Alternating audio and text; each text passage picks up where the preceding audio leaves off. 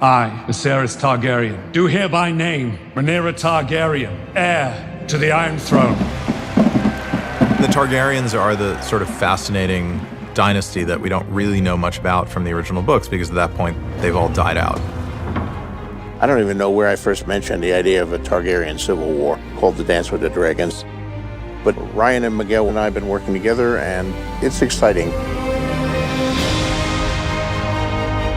Well, as any great tale out of George's world, it's about a power struggle for the throne. But the unique one about this one is that instead of it being one family fighting another family, like Lannisters fighting the Starks, this story is about the Targaryens fighting themselves. We were 200 years in the past, but we were at the height of the Targaryen Empire, which was a time of decadence. And by definition, the height of an empire usually means the height of its technology, the height of its hubris.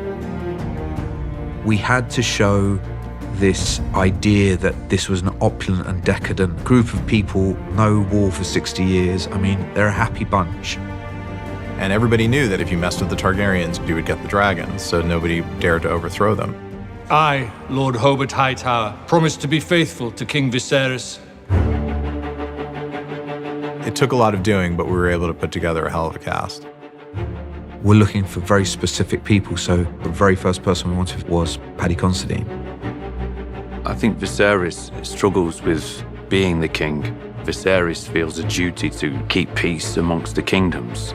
Being king is a very difficult seat to be in. Viserys has an awareness of just how dangerous it is to sit on the Iron Throne. Targaryen must understand this to be king. Or queen. Rhaenyra is strong-minded, she's smart. I think she's underestimated. You have dragon riders, father. She realizes that the women within the kingdom spend their entire lives serving to men. Oh, you need to be courted. So now I need to gain the attention of men so then I can produce another man. She wrestles with it, she doesn't like it, she doesn't agree with it. Brother? Daemon.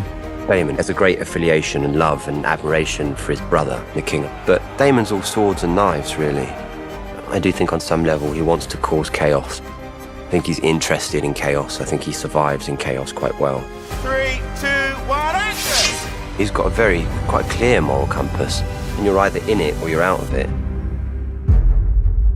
It's named King's Landing because that's where Aegon the Conqueror, Aegon the Dragon, landed with his ships, and when he decided to begin the conquest of Westeros. And they built the Red Keep, which became the center of King's Landing in the place of the Targaryens and the Iron Throne. In the original books, George always described the throne as being made from thousands of swords. I wanted to make a hybrid version that was closer to something that's described in the original book, that still honored the throne from the original series. It's a kind of a throne that says a statement. Look at my power.